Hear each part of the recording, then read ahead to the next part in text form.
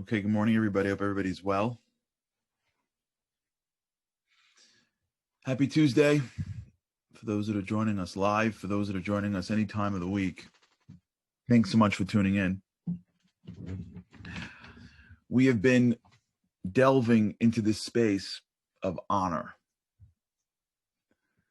And the reason why this is so critical and what's so important, and I hope that you stick with me through the end of this. Whenever we talk about things that are not action-based, it's a little harder because things that are action-based, I could just put into my life today. Things that are sort of the being based, right? What I do, I can just do. And if I can figure out better ways to do something, then I'm off doing that. But once I start getting into the world of be, it becomes much harder to sit through it. But it's so critical that we vacillate between working on our doing and working on our being. Because I work on my doing too much, I may get caught in doing, and never pulling back and seeing if the direction in which I'm heading is in the right way. And we've been talking about these past 2 days really is the work on the be. It's so much more subtle, but it is so much more impactful to know where to go when we are getting better and better at the who I am and who I want to be, because who I want to be also requires the work.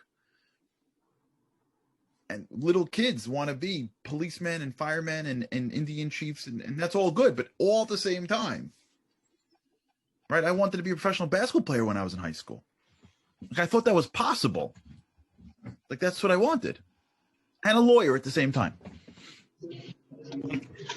The who I want to be shifts as one grows, as one matures. But at some point in life hits a certain rhythm. Your life from 5 to 10 to 15 to 20 to 25, these are massive changes. Grades, schools, opportunities, careers, life. And then all of a sudden, at some point in life, you hit a rhythm. And the rhythm doesn't force us to rethink our be. And so as we're in the best place in the world for rethinking the be, because we've gotten past the things that are forced on us. We're having a little bit of an issue. One of our children, whatever. School is different for each kid. Let's say it that way. Each kid, whatever. I don't know how much I could say. Not for you, I can tell you anything. It's just to maintain the integrity of others. But so I was talking to somebody about school, and they were reminding me that, like, as much as everybody in school takes school very seriously, once you get out of school, like, you're in a different world. You're in a different world. Schools forces things on people. You're forced to be with other kids your age you don't even know or do know, or you're forced to be taking class. Like, you're forced into different moves. Once you pop out into the other world, it's the whole world changes. And some of the hardest parts of what we do every day is being generated by who we are.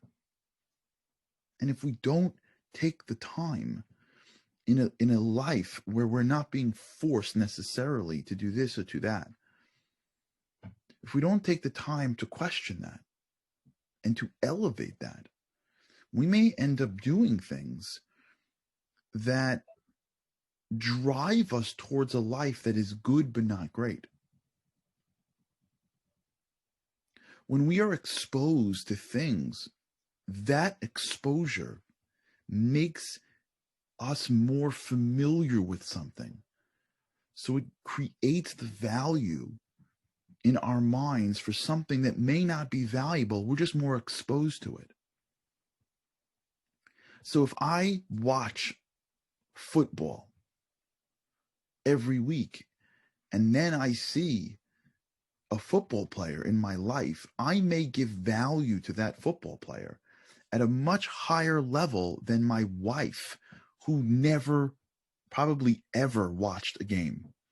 Maybe she tried during a Super Bowl and was like, this is ridiculous. I don't know what's going on. And why are they hitting each other for? She sees a football player, and I'm like, holy cow, do you see that? Right? I'm like, it's Patrick Mahomes. And she's like, is he a basketball player? We're both looking at Patrick Mahomes, but because I am more and more familiar with him through a screen, I have increased the value of his worth in my eyes. It's not because he's more or less valuable. It's only because I'm more familiar with him. This happens when it comes to television a lot. When people see characters on television, they can't fathom them as non-characters.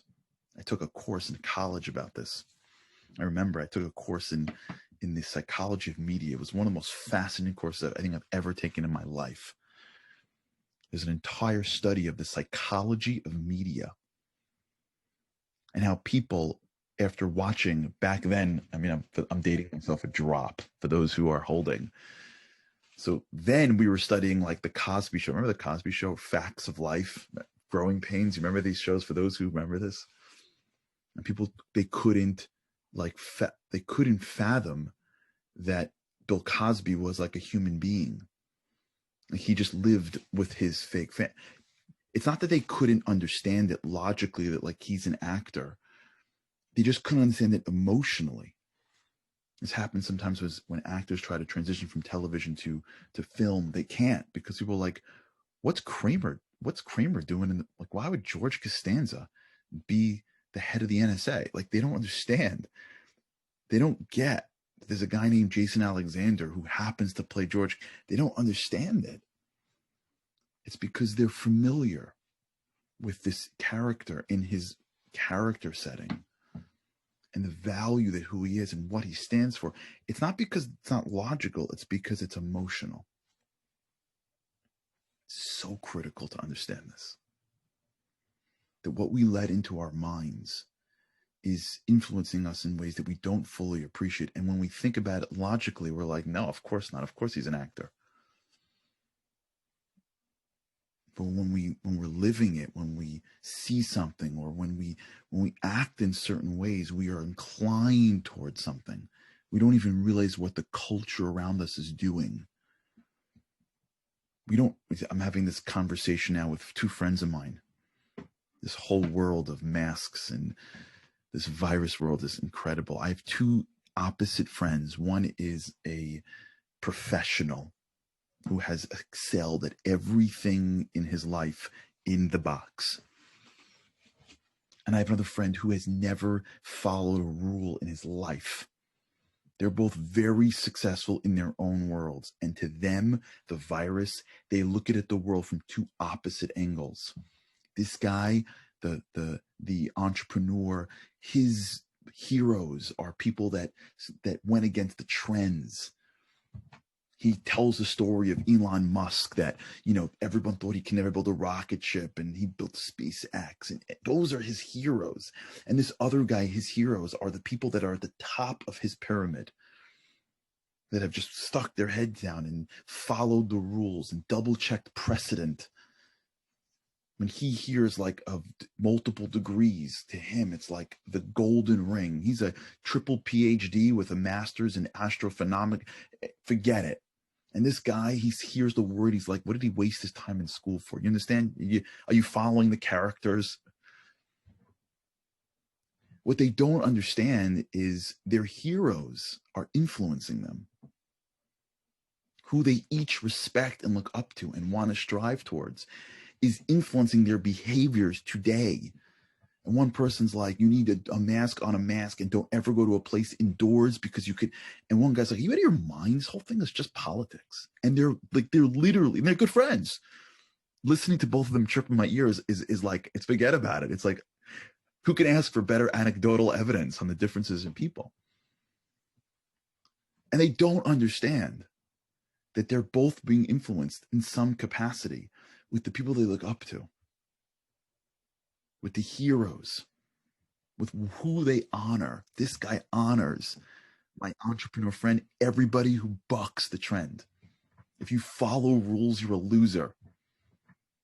And this guy honors those people who operate through a system and are able to take the previous work and science and take it to the next level. He honors those who are successful in the trend, and they don't realize, I don't think enough, that he's just been getting hundreds his whole life. So everyone in every system has been patting him on the back, and he hasn't been able to sit. And if he grew up now, they'd probably just drug him up, but back then they didn't have drugs for his age. And they're just both going at it.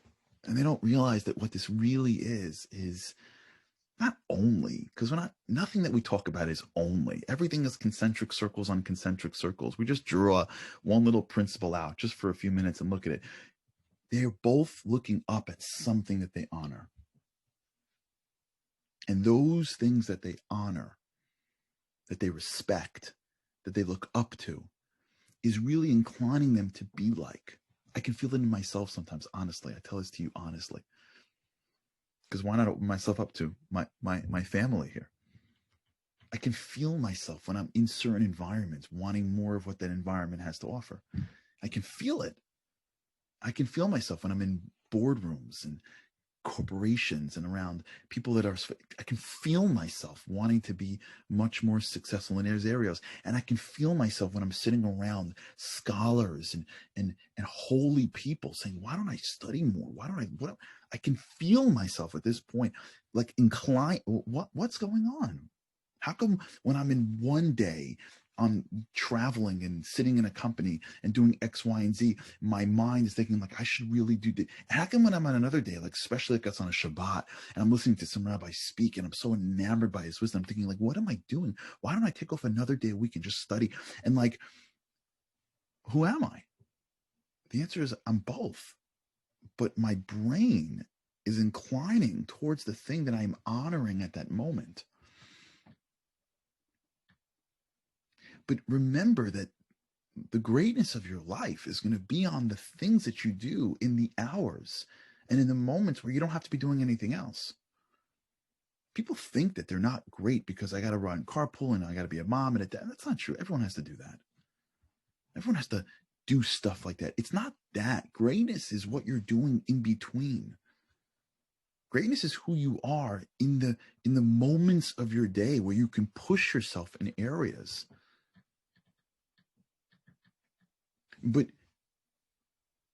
where you push yourself naturally, where you're inclining towards without getting paid or without being guilted, is really a product of what you honor, what you respect, what you strive to be like. And here's where it gets interesting.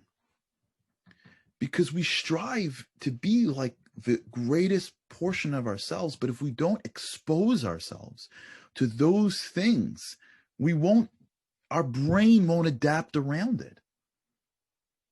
Of course, people strive to be great with their families, but if I've surrounded myself with people that are constantly striving for financial success, and I have no real heroes or no real moments where I'm just exposing myself to people or ideas that allow me to remind myself and to see people that have achieved success in their family, then although I know it logically, I'm not going to ever do it. And in my moments where I am spending time with my family, what will be front and center in my mind are the images of those people that somehow managed to build this or build that, or even to do for the world, and to run here and to run there. And my importance is going to be tied up in the stories of people that have built this and have led this and have started this. And that's all good. But I won't have enough role models that I can turn to in my head. I won't have enough stories that I can read about. I won't have enough wisdom that I've ever even thought about. I won't have the time where I've done enough of my own introspection to say that in the end of my life, my children, my family, my friends, if I get to the end of my life and have achieved all these things and my kids look and go, yeah, but he really wasn't there for us, I'm going to be blown out. If I'm going to be 90 years old on turning around to my life and look at my own children and be like, yeah, I know you built this business, or I know you led this congregation, or I know you led this community, and I know I get it. But like the truth is, like they weren't here for us. I'm going to be blown out. But so then why am I not doing it now? The answer isn't because I don't know I have to do it. The answer is because the role models, the honoring, the creed, the list of priorities, it just didn't make it up there. It's not in my head. I don't honor it. I'm not blown by it. I haven't spent enough time thinking about it. Forget doing it. Forget do. We're not up. We're in the be. So I can come home every single day and look at my little kids and always be on my phone. You know how many empty nesters are out there that I've spoken to who regret the way they treated their kids growing up? So focused on their stuff. So focused on their stuff that they forgot that those little kids will graduate their home and not come back. And then they graduate their home and they don't come back. Why would they come back? And then like they got to like play politics with their kids to like get them to come over, because when they had them, they didn't ever pay attention to them. And now that they lost them, they're going, oh my gosh, I have no relationship with my children. And he's married to somebody else. And it gets really complicated when the person he's married to, actually that person has a relationship with their family, because then the whole thing gets political. And what they're telling me is I really should have spent the time when they were 9. They didn't know. They didn't know. They knew. That's what happened. Because when the kids are around, you're young or you're older, it doesn't matter. And the people that you honor and you respect, that you want to get to already. I want to get there already. I want to be that leader already. I heard a story of a guy who was 40, a story of a guy who was 8 years old, and he created 16 companies. It was on the cover of Forbes. Didn't you see it? Yeah. I want to get there already. So you skip steps. We stare at our phones instead of talking to our kids.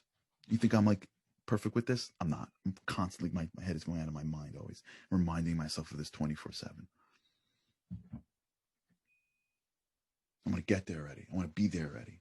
People that I honor and that I respect. What are the things that am I enamored by? Who are the people that I look up to? This isn't even doing. I'm talking about being. Being. What do I want to be? Not today. What do I want to be when I die? What do I want to be when they talk about me at my own funeral? Because that's coming. I hope not. Maybe the Messiah will come. I hope and pray beforehand and we will never have to experience it. But if everything stays normal, usually people die. Hopefully after 120 years. We got to think this way. Rav Noah Weinberg of blessed memory would always say, you can't live your life until you recognize that it's going to end at some point. We're not immortal. And we don't got to wait until most of our life has passed for us to look and go, oh my gosh. Which is why you see some people that are like constantly accumulating, and then all of a sudden they get old and they give it all away. I'm like, what's going on? Because you know what's going on? Because they're seeing the end and going, oh shoot, all I do is accumulate. What's that going to do for me? No one really likes me. I don't really like myself. Where was I my whole life? You know where I was? I was too busy looking at everybody around me who all they achieved was certain success. And I never really thought to myself, do I honor people that have achieved a higher level of being? Am I honoring people that exemplify kindness and generosity, spirituality? Do I honor people that have achieved wisdom? And the media will feed us the craziest stuff. We'll see images of people that like are fast talking through phones, yelling at people, making deals, like as if like we strive to be that guy who steps on people, has to be in charge all the time, needs people to always look at us. If we're not careful, they're going to feed us stuff to buy. You scroll Instagram today, everyone on Instagram that you're scrolling looks amazing. Strive to be like the pictures that we see on social media. That's all fake. It's all fake. It's 30 pictures till you get one that's good, and then the one that's good they Photoshop. If we're not aware of who we honor, tomorrow we'll talk about doing. We're not there yet. We're not there yet. We got to think about, like, who do I honor? Not even a person. What are the values that I really honor? Not like the throw-in values, you know? You go to school and they're like, you got an A in math? Oh, and you also are really good to kids. Nice. You got a 99? Oh, and you're also very, you know, that kid needed help and you helped him out. It's all good. I honor intellect. Values, it's nice. It's cute. I throw that in. I throw that in for later. Like, it's nice that you're a nice person. That's nice. It's cute. I hope it works out for you. But can you imagine that you memorized these many things? It's like unbelievable. And then we buy it. But we got to really ask ourselves, what are the things that I honor the most? Who are the people that I honor the most? And even though we know it logically, now we've got to reach out and put it right in front of our faces. Because if we don't think about it and get it in our imagination, our brains won't create neuroplasticity that will make it happen. All right, we'll talk about this. It's already 9:20. It's heating me up a little bit. I'm sorry. I lost track of how fast we were going. All right, we'll talk about this. We'll talk about this because we're going to get this. And when we get this and it's clear to us, the rest of the stuff gets easy. Not easy. It doesn't get too easy, but once we get the right things that are in front of our eyes, we incline to doing it, and it becomes a lot easier and better. All right, we'll continue. But think about this today. Just keep it in your mind today, and just be aware of it. Just be aware of just how much these things really move us. All right. Thanks so much for being here today. Oh, really appreciate it. Have an incredible day. With God's help, I can't wait to see you again tomorrow.